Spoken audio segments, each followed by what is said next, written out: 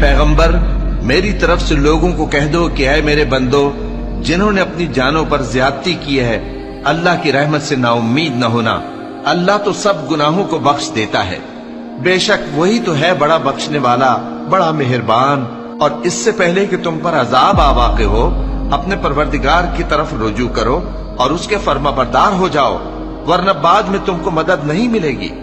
और इससे पहले कि तुम पर नागहां अजाब आ जाए और तुमको खबर भी ना हो, इस निहायत अच्छी किताब की जो तुम्हारे परवरदिगार की तरफ से तुम्हारी जानिब नाजिल हुई है, पैरवी करो।